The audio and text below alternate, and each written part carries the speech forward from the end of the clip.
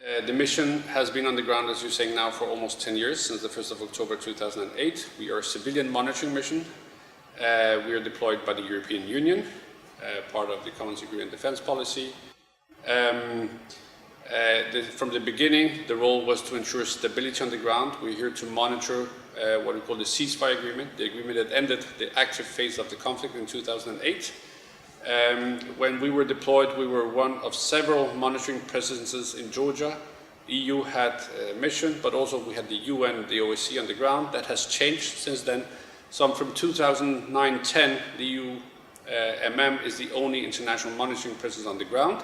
In that sense, we are not only reporting to EU, but also to the wider international community about what's happening at what we call the ABL, the administrative boundary line, dividing the breakaways from the rest of Georgia.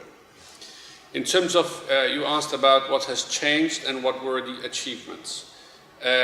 Let me start with the achievements. I think it is an achievement in itself that during the past 10 years we have had serious incidents and issues that raise concerns, including killing of civilians, which is something we have been following very closely. Of course, you are aware, as the rest of Georgia, of the cases of Hosoria and recently the tragic death of Mr. Tatunashvili. But this being said, we have not had very serious shooting incidents. We have not had things really destabilizing the situation. And I attribute it to a large extent to the role of the mission, but also the mechanisms we have in place to ensure there's a dialogue about things happening on the ground, and the formats we have where we meet and discuss trends, developments, incidents, all the sides that should be there. So that, I think, is a major achievement. We have been out there, we have done whatever we could to ensure stability. I think when we drive out in the villages at the ABL, that people do feel more secure. They see the EU flag, they understand the role of the monitors. I think it has an important, it's an important presence also for people, the villagers, the men and women who live out at the ABL, who are affected by the conflict. They know there's somebody is monitoring, there's a presence there, and then we are reporting about what's going on. You also had a question about what has changed in general. I would say that the basic conflict dynamics, the trends are more or less the same, but one thing which has definitely worsened is what we call borderization. I mean, since 2009, there's been a gradual trend towards establishing de facto borders, something which looks like borders between Abkhazia, South Ossetia, and part of Georgia under central government control. We have seen that trend kind of gradually increasing since 2009. There's been fencing, there's patrolling, there's specific crossing regime. So the freedom of movement of people has been restricted. It's become more and more difficult for people living at the ABL to go from one side to the other. It's more cumbersome, more time consuming, it's more costly. So the freedom of movement has been affected. The rights of the conflict affected population in some area is under pressure. It comes to education, it comes to property rights. That's something we're monitoring very closely. I mean, from the beginning, we were a monitoring mission. So you could say that the very basis is for us to ensure that all parties are in line with the ceasefire agreement. And there are 6 points, we call it the 6-point agreement. If you look at what are we doing on the ground on a day-to-day basis, 24/7. The first point is what we call stabilization. We try to make sure there is no return to hostilities, that people, to put it very directly, do not shoot at each other at the ABL. So we are out there monitoring, seeing if there are incidents. We use the mechanisms we have in place. We have a hotline, which is active 24/7, which creates dialogue, context on to which we can discuss issues. And we have what we call the IPRMs, meetings that take place once a month, where all the sides meet in a tent or in a building and discuss what's going on, try to address worrying trends, developments, incidents. Stability is the first pillar. Second pillar is what we call normalization. We follow what's happening to the conflict-affected population, men and women whose lives have been, many times severely affected or even destroyed by the conflict and its aftermath. We look at their rights, the freedom of movement, how they're doing, all kind of issues. How are they able to continue their daily lives after the conflict?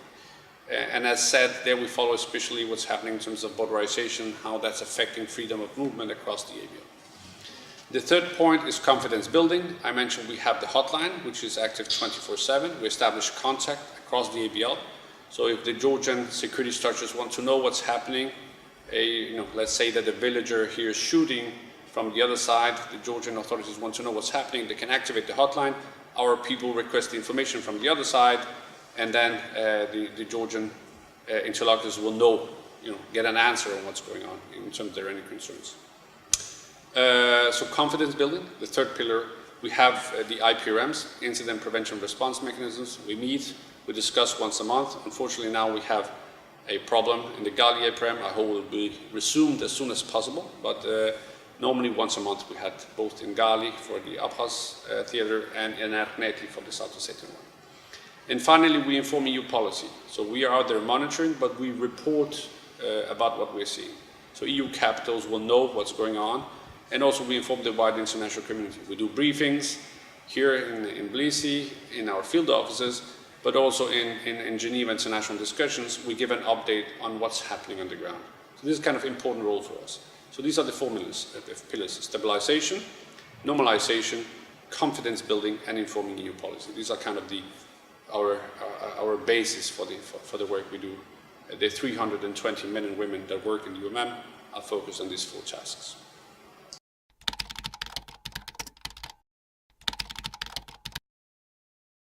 Sure, I should point one main difficulty or challenge, if you want. From the beginning, the intention was for the mission to monitor the whole of Georgia within its internationally recognized borders as recognized by the EU and all its member states, which includes the breakaways.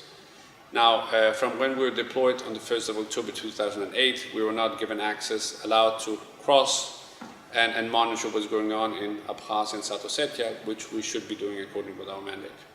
So that's a main challenge. We continue to hope that one day the mission will be allowed, so we can have a more full picture of what's going on, and our reporting will be even better.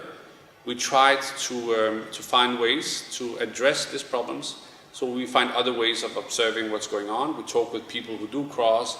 We have open source analysis. We have some technological means. So I would say still overall we have quite a good impression of what's going on, quite good. But of course it's not the same as having access. The EU has repeated on a number of occasions, and also quite recently, that of course from Brussels' perspective, EU capital's perspective, the EUMM should have access across the EBL to fulfill its mandate in accordance with what was agreed upon in 2008. So that will be a main challenge, and we hope that one day we will be able to drive across the EBL and do our work on the other side also.